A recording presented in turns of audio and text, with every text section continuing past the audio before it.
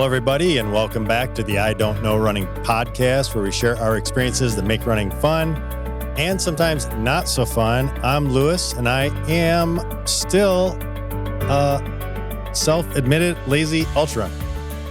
And a follow-on sentence, something like that, right?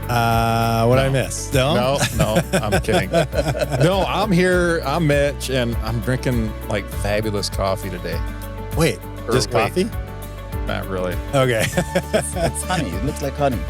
Yeah, it's really good. Yeah. And this is Terence Rubin with PT Sports Pro, and we're excited to be in the studio once again to bring you the next episode of You Don't Know What You Don't Know.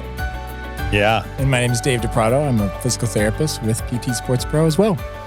Yeah, welcome, you guys. This is awesome. This is great. This is episode 3 of the You Don't Know What You Don't Know. And today we got some exciting stuff to talk about. So first and foremost, we want to talk about some event coverage. We had alluded to this at the last conversation. Yeah. So we're going to dive right into some of our experiences. Why do we do what we do on race day? What drives us to provide the kind of service that we do? And we'll round up with some of the questions that you two fellas will have, I'm sure. I'm sure we'll come up with a few. Or just comments. We will razz a little, I'm sure. Yeah. So we'll start off with like who or what drives medical coverage at a race? Right? Is it something that is a necessity? Is it something that's a luxury? Yeah, and good question. So what do you guys think? Medical coverage, necessity or luxury? My instinct is it's a necessity. Yeah. I would agree. I guess. Like we are talking about a race. I would not do it without some kind of medical coverage. Right. And it's interesting to see that, to hear that, because some people think that medical is just a luxury. It's something that's there that we don't really need to know much about, but it's there. It's one of those additional things. And, Dave and I have worked in this industry for many decades. And for us, this is an absolute necessity. And so, Dave, maybe give us a little bit of insight as to what are race directors looking for, when it comes to medical coverage at a race and why. Yeah, well, for example, communication is really huge. We're communicating with the race directors well in advance of the race, getting things set up, letting them know what we have available. That's huge. And what we can offer to the athletes. And then we're going to be prompt to the race, getting there and communicate with other needed personnel as well, like EMS, if they have those there. Yeah, and I think even taking it a step back from that, Mm-hmm. we know that as the number of races grow in our community, there's more and more people that are coming to events maybe a little less prepared, even a little underprepared, or maybe not even prepared. You know what I'm talking about? I have no idea. That makes zero sense. I'm thinking the more I ran, the more I went to a race less prepared. Well, it's one of those things where exactly it's like we just take a few more chances. Yeah. And all the more reason, again, to have good medical coverage that can save you. And I mean, literally can save your life at some of these events, depending on how poorly trained you are. But more importantly, what would you expect from an elite athlete that would be racing? You'd want to have really excellent care, excellent coverage. And so that's our strive, right? That's a good treat point. you like a pro. And how do we do that? We provide excellent care from the communication all the way down to the execution. So we'll talk a little bit more details. And what I hear is all levels. Like to me, it could be it could be just at the like I need a Band-Aid. Right. Something, as simple as that, all the way up to like, hey, it's life-threatening. And we've all heard the horror stories, like where people, Right. And so as the race director, you don't want to be on the other end of not having medical and then something going wrong. Yeah. Because then what's your response, right? Yeah. And I'm just thinking two things. Number one, when you ask the initial question, is it a necessity or a luxury? My instant thought is a necessity. So from any race I enter, I'm thinking that they will have some sort of medical support. Whether that's true or not, I don't remember every race to know that. What I want to ask is, what is the liability of a race? Or can you, from your RD experience, what is required of a race? Do they require medical coverage? And if not, maybe just speak into that a little bit. Yeah. So a lot of the races are sanctioned by different governing bodies. Insurances are provided to protect the athletes based on certain criteria that have to be met. So, for example, your courses have to be safe. You have to have a certain level of certification. Your race directors need to have some level of experience. They need to be traffic control. They need to be course marshals and volunteers. So all of those things factor in. So when you look at medical coverage, as medical volunteers at events, our overall goal is do no harm, right? And our better goal is do some good. So how do we provide care to the athletes so they can continue doing what they love doing? So when Mitch and we want to do the I Don't Know Running podcast race, we don't know what it is yet, and it's ticking. It's going to be here. We are not going to be prepared. We set this race up. Are we required to have medical? Depends on how you are insuring your race and how you're certifying your race. Gotcha. Okay. But the way I look at it is whether you, again, I have this biased view, and absolutely Dave can agree or disagree with this as well. But the way I see it is based on our experience out there over the last 25, 30 years, it's a necessity. Yep. Having medical there, our best days are the days that we do nothing. But the best days for the race directors are the days when things go south, and we're there to take care of it, and you don't have to worry about it. Yep. Yeah. So what I'm hearing is it's not required necessarily, depending on the insurance and that side of thing. However, and I would agree, I think it is a necessity. Like for me, again, I wouldn't put one on if I didn't have it, and know somebody that could really help with that a lot. Right.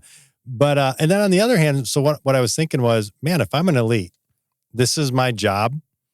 I ain't doing no race without medical coverage. There ain't no way. Right. What is your exit strategy? If something goes wrong, you can't be out there on the course without any help, without any assistance. Yeah. Right? And gone are the days where our paramedic system was so robust, and they had, adequate vehicles and staffing, and they weren't getting as many calls that they could be available to be out there on race courses and do more coverage. Mm-hmm. So what we shifted in the last few years is shifted from doing more paramedic sort of coverage to actually having medical teams out there. And what we've found is by having those medical teams, we can actually provide a higher level of service as well in a different way than the paramedic would. Mm-hmm. Yeah, it makes sense. Yeah, there are definitely varying levels of, if you think about races among the whole country, there are varying levels of medical coverage at any given race. You have some races, big or small, that just will have paramedics, at finish line, bottom line, nothing more. And I don't mean to cut you off. It made me instantly think, so is that because they're more from if something really goes way south, they're going to help? Correct. Yeah. So the reaction time, the response time to get you to an ER or an urgent care facility, transportation, all of those things, that's where a paramedic is going to be helpful. It's not for the, I think my hamstrings are hurting a little bit, like medical tech. Yeah, they're not going to be stretching you out. Right. No. Doing anything that doesn't require a much more urgent response. Okay. And general. So there's that view of a race, and then you were going to continue. Yeah. So that, going with that, that's kind of the necessity sort of point in their coverage. Yep. And then for example, for what we would provide, being on course, we are going to have all of those extra sort of almost like detailed supplements and biofreeze and big bandages, small bandages for any number of cuts or scrapes, or you fall and something happens, but you want to continue. And our accessibility then on the course, as much as possible, is going to make it so much nicer to get the care to that individual. Yeah. So that then they can just continue competing. Right. So then I included Vaseline because that's been my downfall.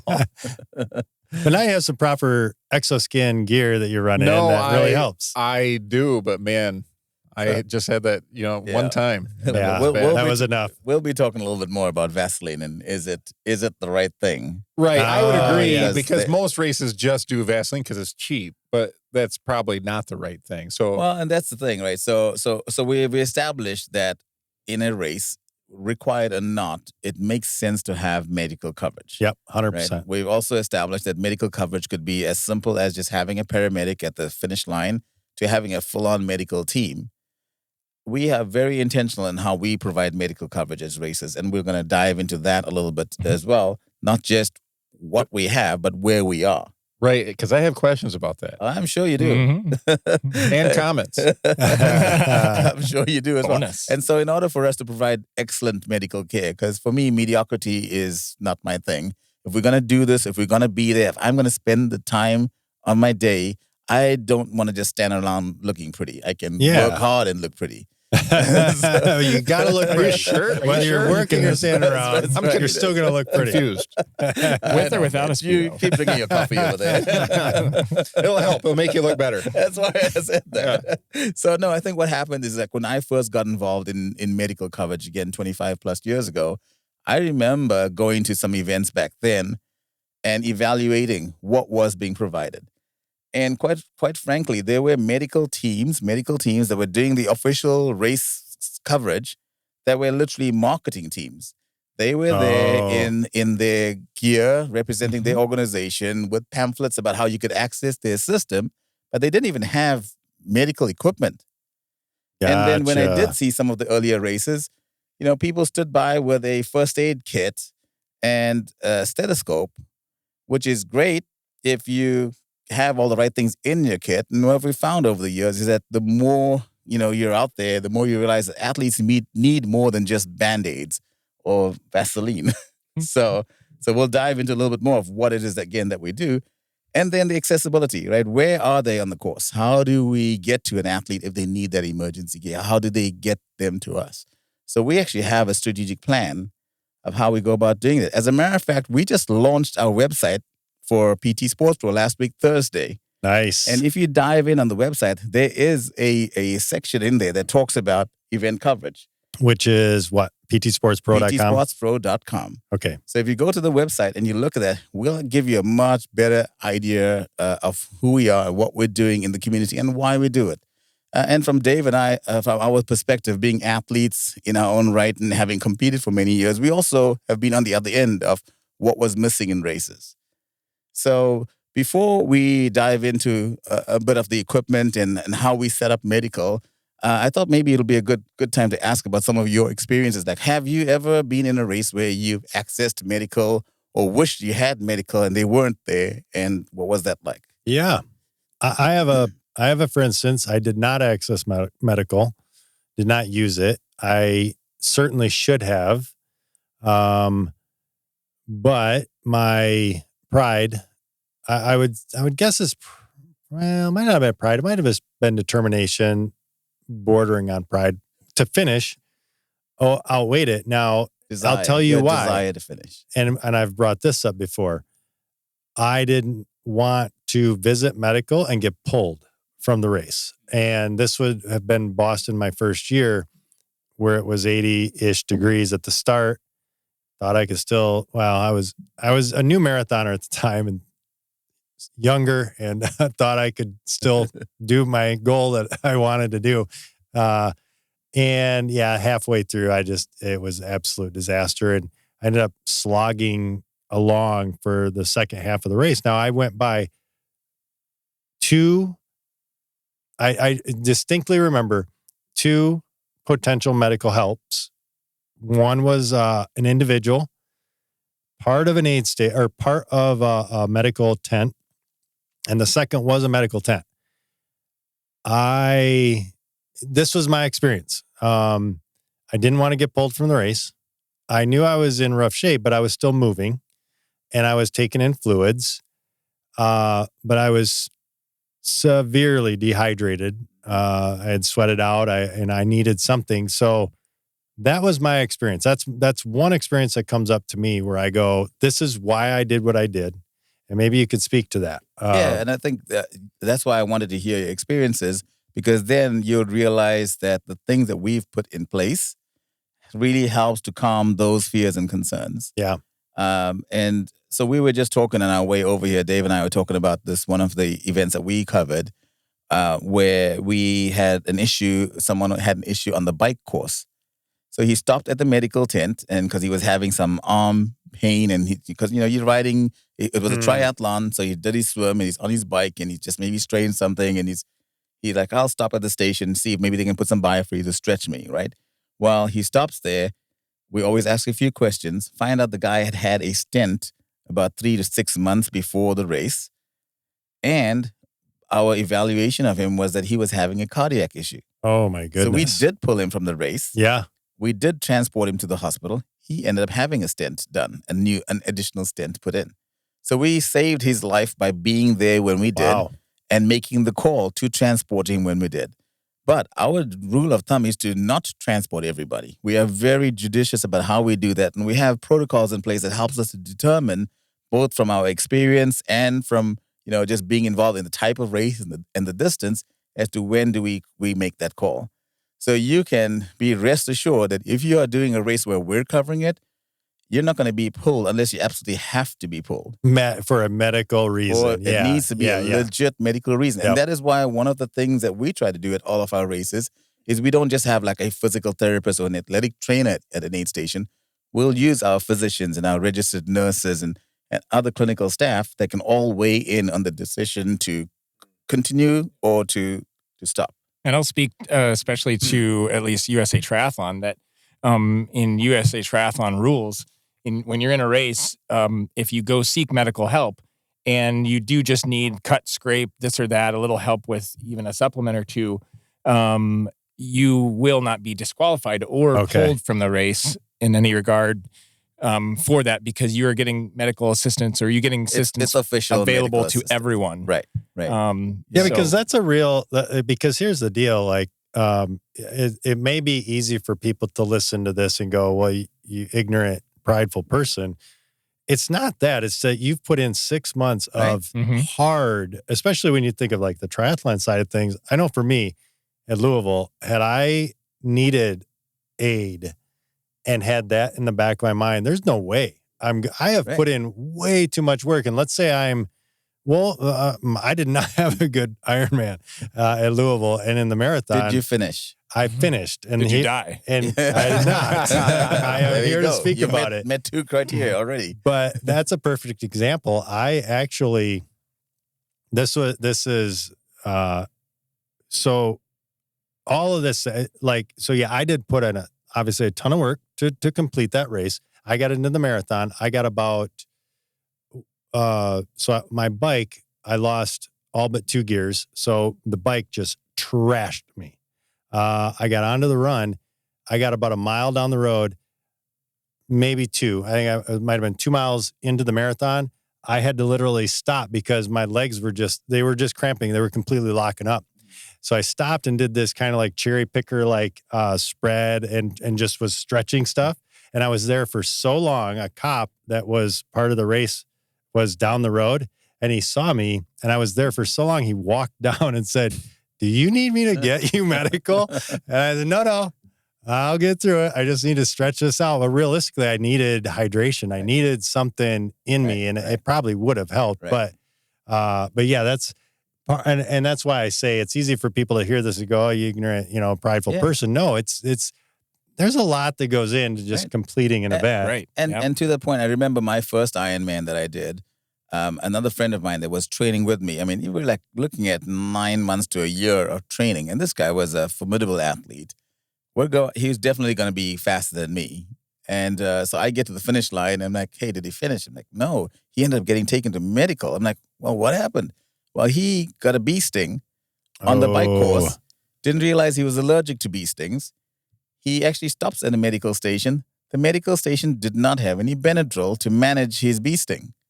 But one of the spectators did. So they gave him the Benadryl, which actually helped him, but he was disqualified because it was outside aid. And so what we've learned from that as medical is we make sure that all of our medical kits have Benadryl in them. Wow. So if someone's having an issue, not only do we have Benadryl, but we actually have EpiPens in every single kit. Nice. I had someone ask me the other day, it's like, "Well, hey, do you guys have AEDs in your kits?" I'm like, "Yeah." But do you have AEDs just at the finish line? No, every single kit of ours is designed to be exactly the same. Not just what's in it, but where it's even placed. We have a 3-tier bin, and each bin has a checklist of what's in the lower bin, what's in the middle bin, what's in the top bin.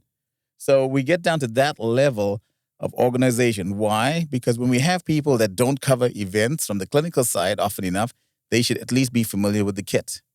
So that's my question. Like, I think about a looped course of a marathon, and you have an aid station every 2 miles. You have to have a kit. 13 kits then, basically. If it's not a looped course. If it's not a looped course. Or, you know what I mean? Like a full, like there's a loop. A big course, loop. Like 26-mile loop. A 26-mile loop, whether it's not an out and back or it's not, like you have to have. Absolutely. Yep. Absolutely. And so for example, at Grand Rapids, we have like 11. Yeah. We'll have 11 aid stations at Grand Rapids. Mm-hmm. We'll have at least 3 people per station. So you're looking at 33 staff right there. And then at Maine Medical, because they're the busiest, we actually will have at least twice as many staff. Usually triple. So you're looking at about 40 people just for that. So where do you get all those people? You have to get volunteers at that point. Exactly. So that is, again, where on the one hand, we understand what a race director wants. And so when we meet, when we agree to provide coverage, we don't just say, yeah, we'll be there. We'll look at, okay, let's just talk about your race. What distance is it? What time of the year is it? What kind of potential injuries should we expect? Because we will gear our kits, tweak it just a little bit based on the races that we're doing. For example, we cover quite a few gravel races. When we do gravel races, we have a lot more saline, a lot more gauze, a lot more dressing. Because when these guys wipe out, they don't just get a little scrape. It's like the entire arm or leg or sometimes the whole, both of them. I didn't even think about that. Bike races versus, you'll have like where one guy falls and everybody else is chewed up too. Yeah. So and we've fixed them. As a matter of fact, we have these little syringes that you can pull out saline and irrigate the wounds and stuff. For the bike races, I just take bottled water because they're covered in gravel and stone. And I just need to get that stuff washed off before we can even start with the saline and everything else. So that's why I don't bike race. Well, hopefully everyone's hearing from this is that you can't just have a medical team. You have to have a medical team that knows what they're doing and that are prepared to handle just about any emergency. So another example that I had was I was running a local race. I think it was the marathon, and I had organized the medical for it, and I was confident enough that our team knew exactly what was going to need to be done. And we recruit volunteers as well. So I don't know everyone on the team, and not everyone on the team knows me. So I stopped at a medical station because I had forgotten to take my inhaler, my rescue inhaler, and I'm having a little bit of breathing issues. So I stopped there and said, hey, can you guys just grab me an inhaler? I just need to get a couple of puffs in. And the volunteer that was there is like, no, we don't have that. And I said, I packed these medical kits. I know you have them. It's in there. Let me show you. Let me show you where it is. And so what I realized from that experience was we used to have these 22-gallon tubs where all the medical stuff was just in one tub. And we would try to encourage people to, when you get to your aid station, take stuff out, understand what's in there, but it wasn't being done as well. So we switched to a 3-tier, actually one of those Husky toolkits. Okay. And with that, we're able to, where you put all your screws in on the little skinny box with a clear shelf. That's where we had a little slot we had for Advil and for Tylenol. Exactly, Benadryl, and all the way down to like glucose and Tums and all the other little things that you would need.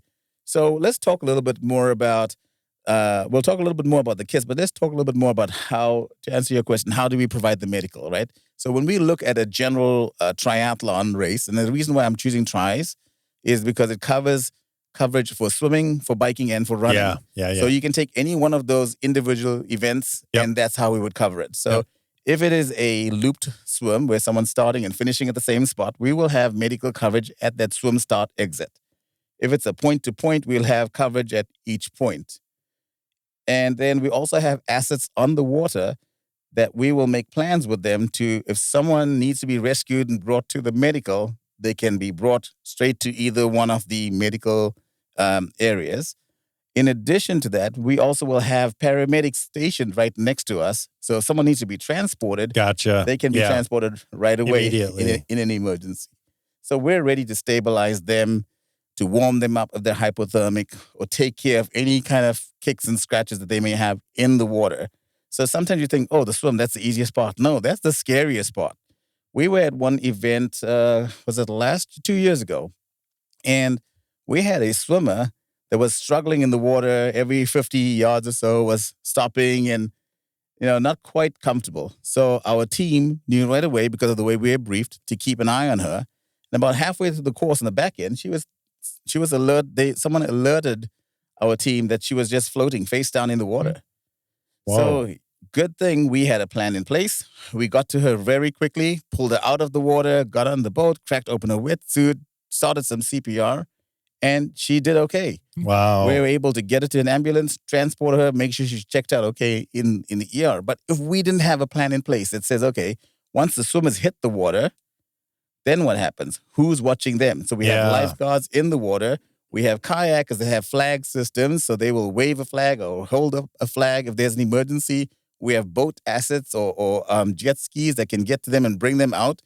So medical coverage is beyond just having a medical tent. Yeah, you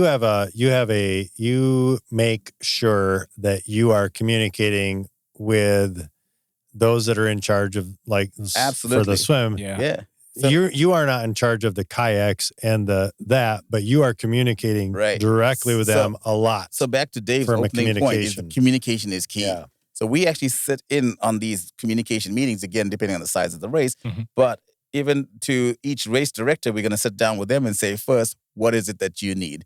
And how do we provide that? And who is your team on the water? Who is your team on the bike course? So typically, that's what we'll do for a bike course coverage. For a swim coverage. And then on the bike course, depending on how long the course is, we try to position ourselves every 15 miles along the course or where there's an aid station along that course. Yep. Because if we just went by the mileage and there was no aid station there, then people needing to stop for medical in a separate location than for the actual aid, they're not going to stop that many times. But if we can position ourselves where the aid stations are, then we're more likely to help them right away. And then for a run course, it's usually every 2 miles or 1 to 2 miles or where the aid stations are there. Yep. So then it's important to know where we're located. And we try to be very consistent about that when we cover events. But then the next step is, well, what are they going to provide?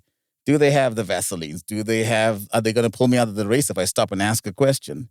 Yeah. So this is where we're now starting to get to the point where we are trying to publish the list of all of our supplies and what can we help you with if you stop there at those aid stations. And we're working with the race directors to publish we call it our emergency action plan, right? If we can publish that and make athletes more used to going there and reading that ahead of time, then they will know what to expect. Because we have it all written down. We just need to make the public more aware of that. Yeah, that makes sense. Yeah. So in terms of what it is that we carry in our kits and how we've set it up, we'll talk a little bit more of that because I know I want to talk to you about your Vaseline. Yeah. So let's grease up this conversation. Yeah. Right. But I was, I didn't care what it was at that point, but I was running a race and it was like the whole front of me, like I was pacing and whatever pacer shirt they gave me, it was so abrasive. It was rubbing on my chest. Did you try just taking your shirt off? Well, he's pacing. I was pacing. I was running with a pacer shirt. So do or die. You're right. Well, he made it. He had red streaks. Oh man, I was like the whole front of me was nothing but and a little bit of blood goes a long way. Especially when you step in the shower. We've seen all of that, and we've made some of those same mistakes as athletes ourselves. So I think this is why when we look at our kits, from what we started 25 years ago to what we're doing right now, we've evolved every single time based on the feedback we get from athletes. Yeah. So, for example, one of my volunteers was helping me pack up my kits recently, and they're like, "Why do you have tampons in here?" I'm like, because at some point someone stopped and said, "Guys, this is a weird question, but do you guys have some tampons?" I just didn't plan, appropriately. I'm like, we actually do. Yeah. Right? Because if an athlete stops, we got to take care of that. And I was covering a soccer event the one time, and I realized that they get a ton of nosebleeds because they get hit. They're hitting the ball, they get bashed into. Well, I ran out of the nose tampons, which is these smaller plugs that you can use to stop a nosebleed. So then I made sure that if we covered soccer games, we had more of those things. So we actually have a supply closet that can replenish our supplies every time we cover an event. So when it comes to event coverage, we're not just there being physically present. We're starting from the communication. We're assessing the courses. We're making sure that we are located correctly. We're making sure people can find us. And then we make sure that when they find us, they know what it is that we can help them with. Yep. So, say you're on course, for example, and this has happened to me a number of times in a lot of athletes where you're running through, you maybe get a hot spot on Achilles or whatever, and you're like, oh, that's getting bad. And you could use, we have the lube available, but sometimes people think, oh, well, they're just going to have a Band-Aid and that's going to come off, instantly. No, we've got, Coban, we've got specific to types helping of athletic that. tape. We can manage that so that it stays on for the rest of the race so that that issue doesn't get worse. Yeah, what we found, for example, on the bandaging side of it is quite often, most people would use like some athletic tape to hold things in place. But with athletic tape, sometimes it doesn't stretch as well, so that it can create restrictions. And that can either drive you nuts to where you just want to rip it off. And when you try to rip off athletic tape, it actually gets tighter. Or you just like, I'm not going to even stop there. So what we actually use is a ton of Coban, which is a more stretchy tape that sticks on itself. So it doesn't just roll down. But we also make sure that when we put it on there, because it sticks on itself, we don't just leave it at that at the tail end of it. We'll actually put an extra piece of tape just to reinforce it, to hold it down. Yeah. So the athletes, we have to be practical as well, right?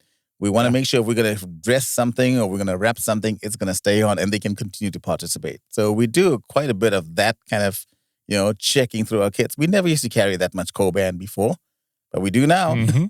Yeah. So Dave, why don't you talk a little bit more about our kits itself? Like maybe through each layer, and I'll fill in any blanks that you have. Right, yeah. So we have the 3 layers, the like top, middle, and lower bins. And particularly starting with the top bin, we have a lot of like the supplement type stuff, the smaller items that you can put almost like the little nuts and bolts that you would have in a Husky toolkit, bin, a Husky toolkit. So we've got everything from electrolytes, which actually I should say have a good amount. They're good quality, high amount dosage electrolytes, because we were finding that like some of the electrolytes out there, they just have like 100 or 200 milligrams of this or that, and it's like, is that really worth it? Yeah. What on that point? I was hoping you'd ask that question. Yeah. Thank you. What is the recommended electrolytes that you guys have, and is that and can I go buy it? Like, what is? Yeah. There is a generic recommendation, and then there's like the Terence Rubin recommendation, and then there's the Todd Buckingham recommendation. Right. Okay. So let's start with Todd, because he's the science PhD guy. Oh yeah. And you can actually get a sweat composition analysis test done at PT Sports Pro when we open up. That will tell you exactly what your sodium consumption should be per hour based on hot weather, cold weather, and distance. And just for those listening, that is individualistic. That is, everybody's different. You need to get yours measured. You can't use your buddies. They got it done. It's what someone else does may not work for you. Yeah. So then there's the second bit of, I get asked a lot of times, how much sodium should I be taking? So like, how much sodium do you guys take when you run? Do you take any? No idea. Yeah. No clue. If you had to take a guess in terms of milligrams, so let's give you an idea. A bottle of Gatorade has 55 milligrams of sodium in it. So you're saying in an hour, what should I take? Yeah. What do you take? I drink a couple cups of that in an hour. Okay. That's it. So 150 milligrams? Maybe? No, he's saying a couple of cups. Not even a bottle. So probably 25? Yeah. Well, I think it depends on like... Not a lot. So if I'm doing a 100-miler, or I would say any ultra, it's funny because it changes from marathon to ultra, but ultra distance, I would be trying to get 100 an hour. Okay.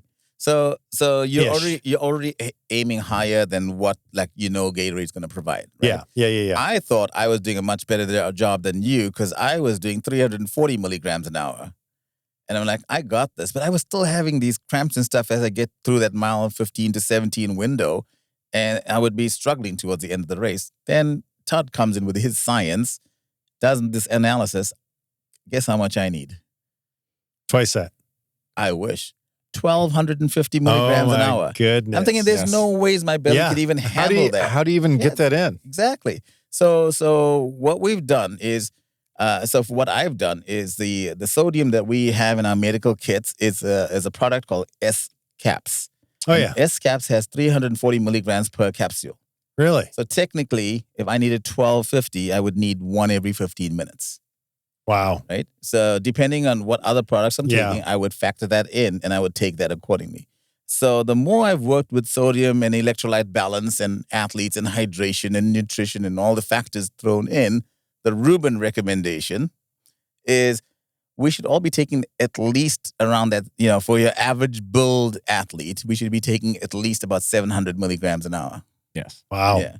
Which is a lot more than 100. How do you even get that in? Like that? A lot of the products that are out now, and there's a few of them that are coming in higher doses. Right. Like we're talking 1,500 milligrams in one capsule. Oh my gosh! Yeah. So that's good because you figure how often, like if it's every 2 miles, like if you're a 10-minute mile, or every 20 minutes, you're going through an aid station, right?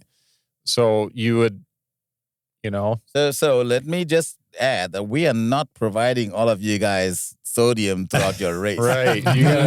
We carry your own CYO.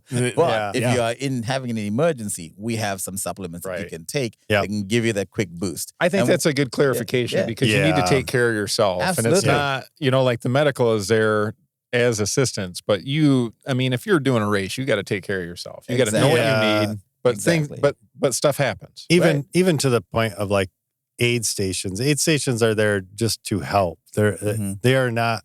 Granted, you can get through a race with just an aid station. I get that, but if you want your best day, plan it out your best for yourself. Like if you know you need 1,000 milligrams an hour compared to Joe Blow that needs 500, right? You need to carry more. You need to, because the aid station's not going to have that. That shot of Gatorade and water isn't going to provide you what you need. Right. No. I'll tell you for sure, based on the sweat testing, I'll take 1,500 milligrams before I've even started the race. Right. Like an hour before the race. Mm-hmm. That's my starting point so that I'm preloaded. And then throughout the race, depending on the distance and the conditions, that's when you're going to factor in more or less. Taking it a different direction. How about training though? Because I could see, like, if you're doing a long run, do you use it? Do that for your training? Heck yeah. Yeah, I will. Yeah. Yep, totally. Surrounding the run, absolutely. Either before or after. I know how my body feels when I'm low. True, that's a good point. And to the athletes listening, absolutely train with the product. Don't just experience it for the first time on race day. Yeah. As with anything else that we've learned about equipment and our training, the product you take matters. Yeah, we have Tylenol, we have ibuprofen in our kits, but you don't want to necessarily not train or not have ever taken anything like that in your training and then say, I need some Tylenol when you're out on the course because of what, this or that. That could have some detrimental effects too. So even with Tylenol and Advil, if you stop and say, I need some Tylenol, you're not going to just get Tylenol because you requested it. We're going to evaluate. So we're going to go, okay, well, why do you need Tylenol? Oh, well, I hurt my knee a couple of weeks ago and I've been taking Tylenol to help manage it, but I forgot to take it this morning. Guess what? We'll give you some Tylenol then. If you come to us and say, I thought maybe I'll feel better because I'm getting a little tired right now. My whole body's sore. I'm like, well, that's a byproduct of just running a marathon. So right. You're gonna be sore. We're not rescuing you from that. Yeah. Is ibuprofen? What is ibuprofen? It's an anti-inflammatory. Is that Tylenol? Yeah, Advil. Yeah. So Tylenol is acetaminophen. I know that you're already beyond my knowledge of all this stuff. Yeah. So that's why I asked this. And I bring that up because I remember when I was doing my hundreds, the 5 in one summer, that guy I was running with, he would take ibuprofen with S-Caps. Well, they were the hammer version, I think. But or maybe we were doing S-Caps at that time. But anyway, he had recommended pop a couple of ibuprofen or something every hour or something like that. Or maybe it wasn't every hour. But anyway, at some point, and I remember to the practice your race day during your training, I started doing that because when you're running 100 miles, things are going to get sore. Oh yeah. And I did that, and man,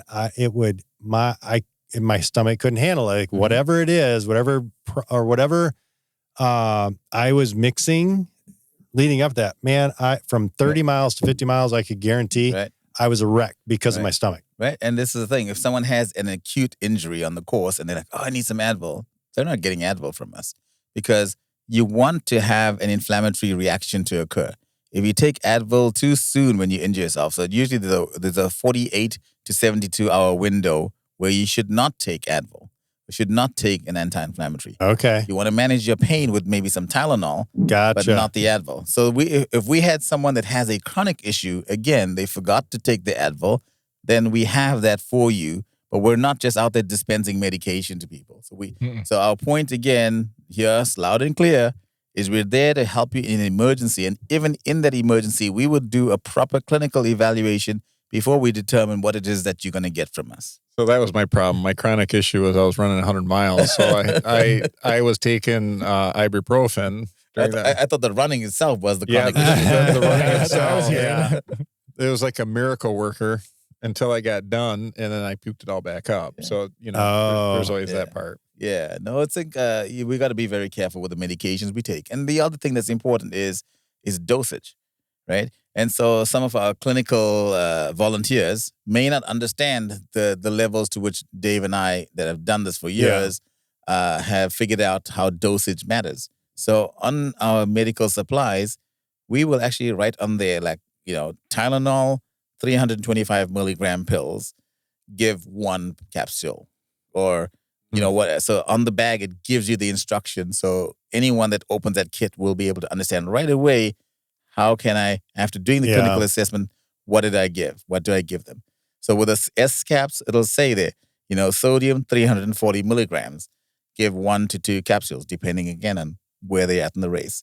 So we try to be very clear, very consistent. And so from a medical supply standpoint, we have just about everything in that kit to keep you comfortable in an emergency situation until we can get more help or you can continue racing. Question on the S caps versus just straight up salt and how it enters the system. When I was in the Marine Corps, we used to carry around, so this is going back before S caps, 92 to 96. We used to, when we would go on hikes, because we were all young and didn't know any better. Well, I don't even know who prescribed this, but anyway, we would take the salt, little packets you get from McDonald's or whatever. Yeah. Right. And we would literally, if anybody got a cramp, we would just open one up and just down it. Can you speak to just was that even doing anything? Yes. The short answer is yes. And the question is, how quickly does an S cap help me versus and I'm not saying people should try the salt thing. I'm just saying, how quickly am I going to feel that? So just to back up, the biggest difference you're going to find between your salt packets and your S caps is S caps also has added electrolytes like magnesium and potassium. Versus just sodium chloride. Yep. And so having those added electrolytes is going to really help balance your system because your system doesn't just need the salt. So if you put in too much salt, your body's going to figure out, as you put in too much of anything, it's going to have to figure out how to get rid of it. And now you're overworking your kidneys or your liver or your bladder. So the right amounts do matter.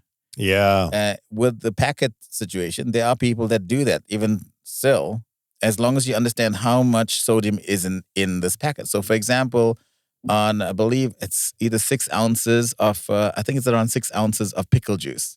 There's 1,600 milligrams of sodium in that. So so if you like pickle juice and you're doing a shot of that, you're getting your sodium. So you don't want to take that and take 4 with a capsules. Couple of X. Yeah, exactly. Wash this down with pickle juice. But that does then you get really salty at that point. Your body's gonna swell. Exactly. And then you're like, oh, my body's swelling. I should take some Advil. Oh, my goodness. But my stomach does. So maybe some Tylenol to help the stomach pain. So, and then your liver goes. Yeah. So we make sure, again, that we're not just providing, willy-nilly. Yeah. We're very clinical about what we do. And then we have the things that will help you in a risky situation. But how cool would it be if you knew ahead of time that that's what they had? Yeah. So if you were having an emergency situation, you're like, oh, at least I can get some help there. And that's the thing that we're trying to change in challenging the status quo of how medical coverage is done. We got to be more consistent. We got to have our product and understand how to use them. So, yeah. Athletes need to hear that, PT Sports Pro is there. Oh, Yeah, okay, well, that's what I'm thinking. When I get to an aid station, if I need something, I'm ready for it. Right. And no matter which race, if we're covering it, we will have it. What I hear, though, too, is the other side of it, too, is there's that, but then get tested. So from a sodium standpoint, prepare. Yeah, you don't want to not just in general. Exactly. Get the sodium test.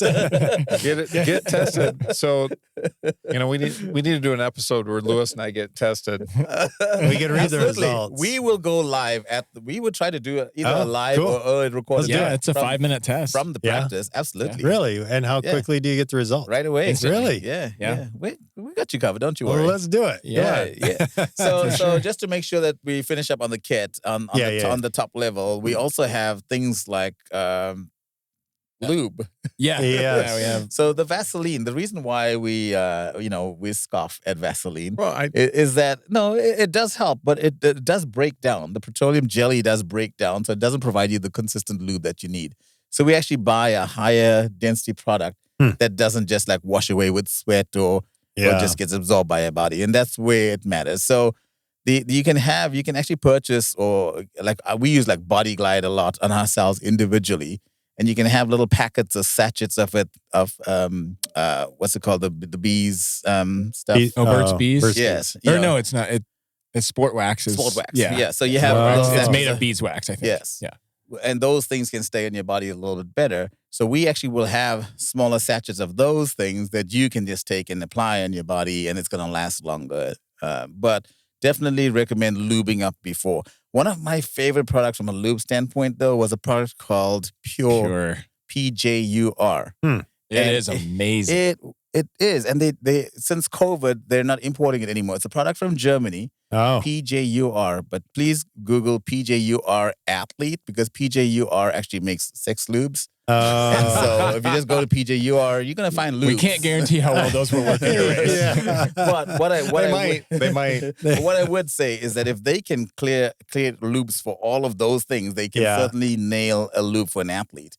And what I like about it is that it pours out like a liquid versus being like like Body Glide is more like a chalky or it's a thick substance that doesn't really get everywhere. Pasty. It's pasty. Yeah, that's the word. For me, I've been actually using squirrel nut butter. I don't know if anybody's used that, but that works really good too for me. Yeah, I think that's one that And it tastes good.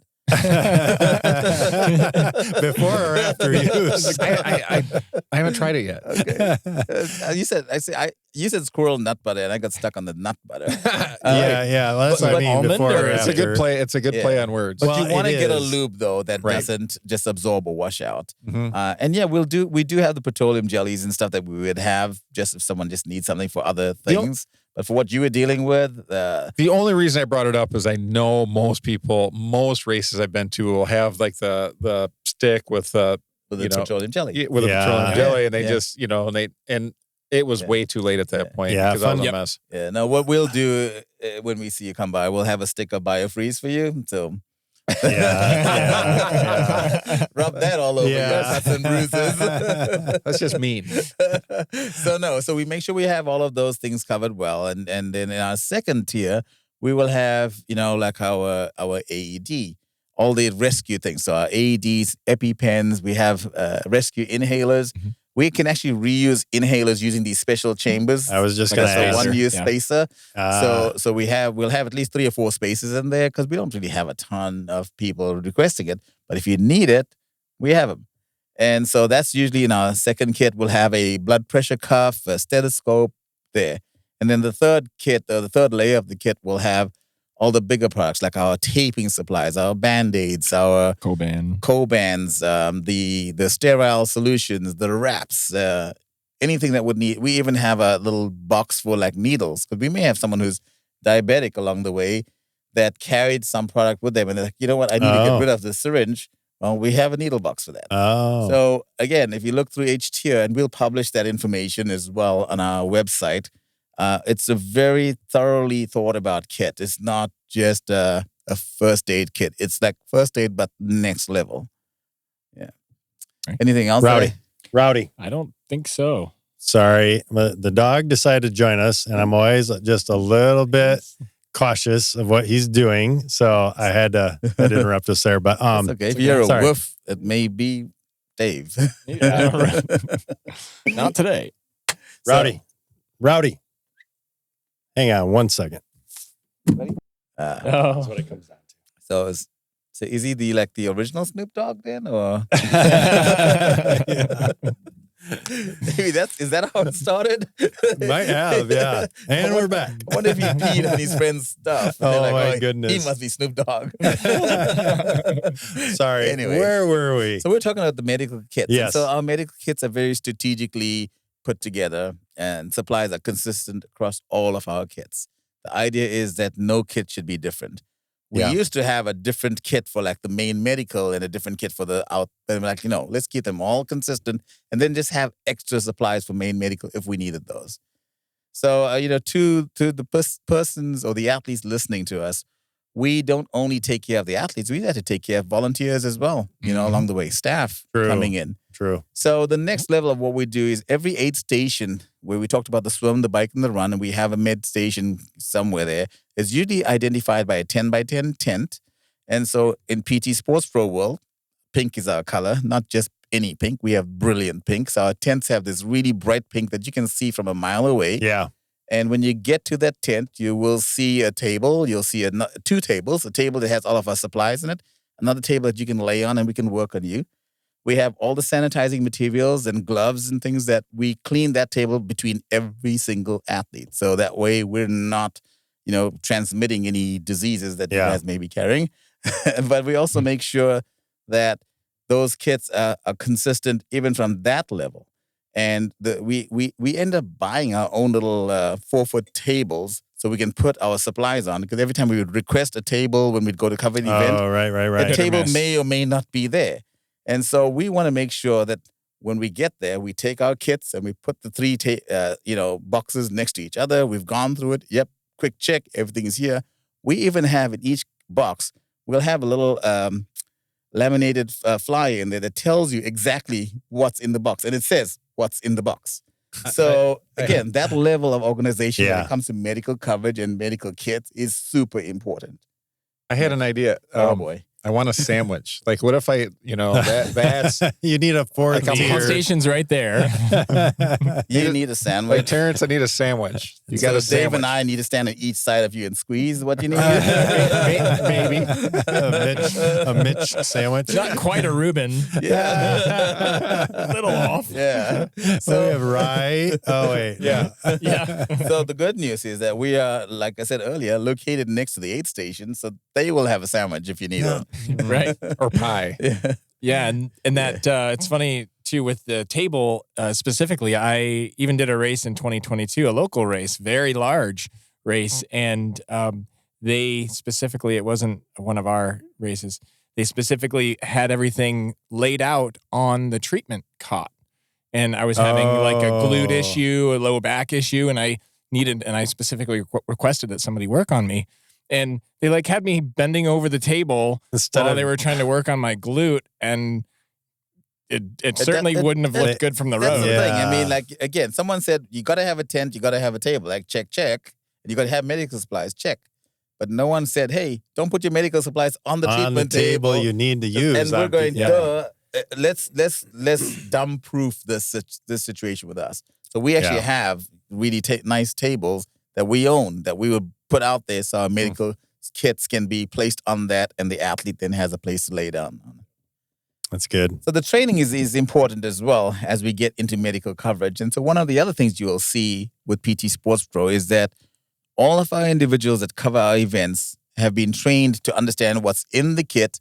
We've created little videos so that, especially when we have the bigger events where we have 30 to 40 people covering it, we got to make sure we're all on the same page. And then we have really strict protocols about, not just what's in there and how to set up everything, but where to set up things and how to be visible.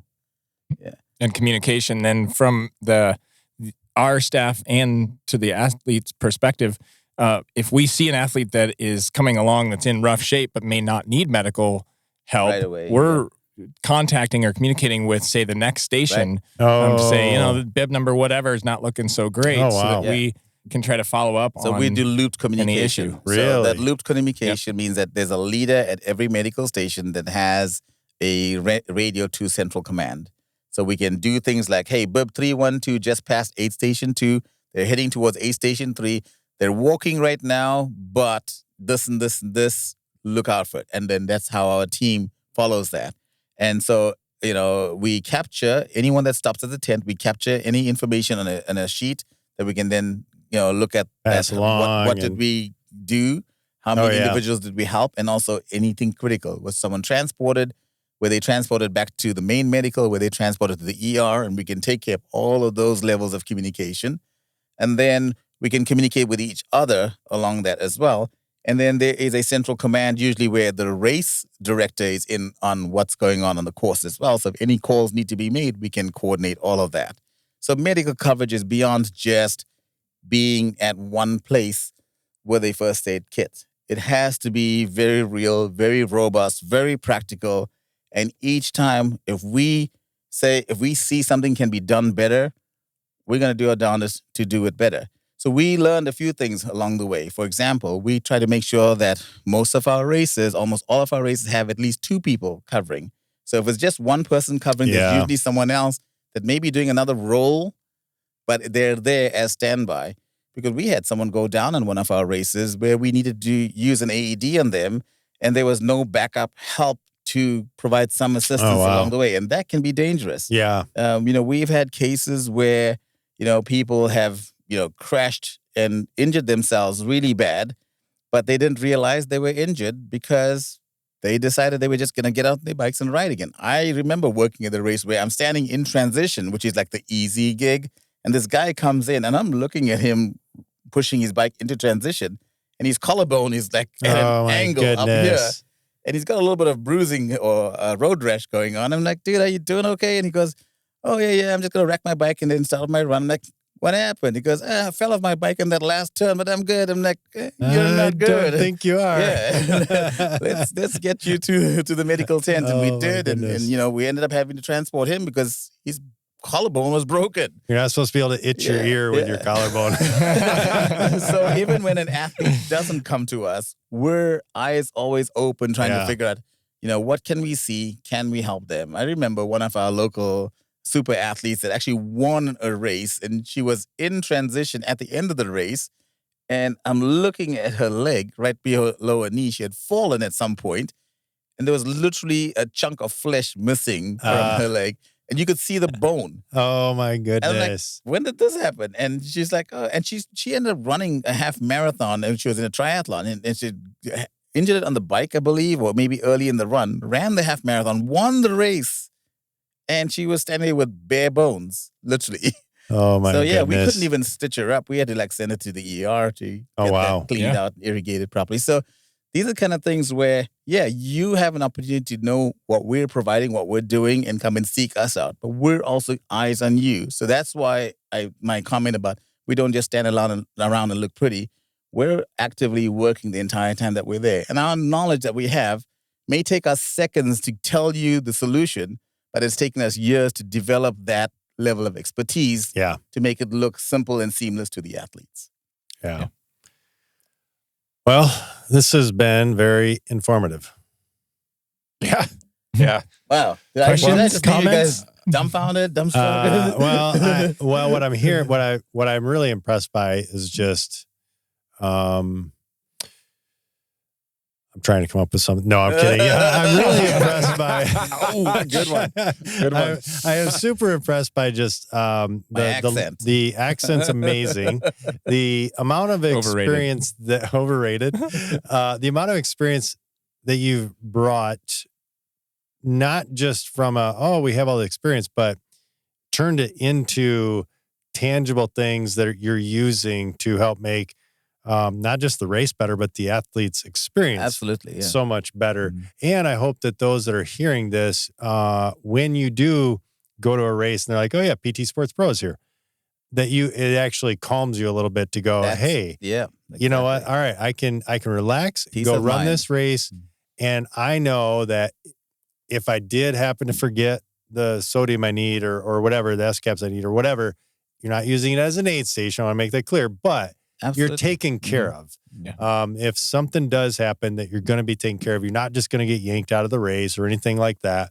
You're going to be able to go into a medical tent confidently knowing I just need to get this question answered and know if it is something bigger, that the questions you're asking are for my health, not just to protect the race. Exactly. This is to protect the athlete. Yeah. And make their experience really well and help. Here's your Tylenol, on your way. Go finish your race and have a good race. And we have never turned, even if someone, intentionally forgot something, we've never turned them away and like, that's on you. We're still going to help you guys. We're just saying that please don't overload us. Yeah. By consistently forgetting. Yeah. Totally. Because we will, we do want to take care of the athletes that need the more emergent care. Now, the other things that I just want to quickly touch on is, in addition to all this like emergency medicine and taking care of the more obvious things, sometimes you may just be having some tightness, some cramping, some bruising or something that you just needed massage or stretch. We will do that too. So sometimes all it takes is a couple of minutes. We get some gloves on, put some biofreeze in it, stretch out the muscle really quick. And, maybe give you something to drink, maybe some Gatorade, some water just to get you on your way. And you can do that from station to station. Just like, oh, man, this is really bugging me. Go run to the next station. And that's why we need to be there along the course. And we are, quite happy to do that because if we're there, why not work? Yeah, I love it. Yeah. Yeah, if we can set the bar, really, then, you have what has happened in a lot of races. Like, historically, you register for a race and you get a shirt. Athletes start expecting shirts at every race that they register for. And then it's tech shirts, and then you expect that. If you go to a race and you recognize a medical tent being set up and having X number of equipment, then you're just ready for thought out. Everything's so well thought out, too. It's not just, you need A, B, and C. Right. Well, no, how can we best utilize A, B, and C and that's what you guys have done. Right. And I think that is a good point to say, this is the bar now. Let's get every other company or medical company that is supporting races in this way to come up to that bar to make that experience across the board, every race you go to. Or races races understand that they need a better level of medical. Yeah. And we're also happy to work as consultants for groups that may be like, far away from West Michigan, where we can't physically do that, but they have a medical team. We're happy to get on the phone with them and talk to them. This is no secret source. The fact that we're talking about these details on the podcast and we're willing to publish it tells us we're not concerned about competition. Mm-mm. We just want the athletes taken care of well. Because mediocrity, again, is not our thing, right? We got to set the bar high so that others can rise with us. Well, one of our listening areas that's a bigger area is like, I think, Germany. So who knows? Maybe somebody listening in Germany will reach out and say, hey, how do we do this better? We will trade consulting for PJUR. PJUR. Oh, that's true. That's where it's from. That's right. Send us more stock. We need more. Please, I need more. PJUR. Athlete. Don't forget the athlete part. Terrence needs more lube. Yeah, I love that. That's my socks. Well, the thing is that I'll lift my feet up with that, and it's my socks. Oh, gotcha. Yeah, when you apply it though, it actually creates a very thin layer of like a latex layer on your skin, and it totally eliminates the chafing. Huh. It's crazy how it's science, man. It's a wonderful product. Yeah. Cool. So on that, hopefully this was a helpful conversation about races and coverage and why. And if you don't have the coverage, why you should seek out these kind of things as a race director and as an athlete. At the end of the day, we want everyone to have a safe race, right? We want them to leave there as excited as they did coming in. And if they're ill-prepared for whatever, that shouldn't mean that we as medical staff are ill-prepared. We should be overly prepared to handle those that are not. Awesome. Well, hey, thank you guys so much for sharing. Any final comments as we get ready to close this out? I don't think I have any. Well, no? I always have a final comment. Yeah. But no, it's always exciting having these kind of discussions. Yeah. And, if you started off not knowing what you don't know, now you know. Now you know.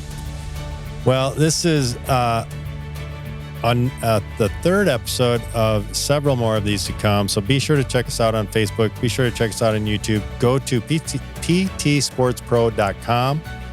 Check out their new website that just got launched last week.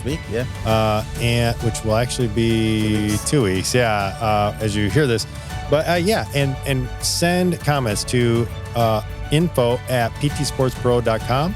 And Terrence or Dave or somebody from that organization will reach out and try to answer and facilitate any of your questions. Or you can reach out to Mitch and I at idon'tknowrunning@gmail.com. Or you can comment on the YouTube post of this video or the Facebook post for this. That is going to wrap up this week's episode of the I Don't Know Running podcast, brought to you by PT Sports Pro. Yes, and until then, we'll see you in March.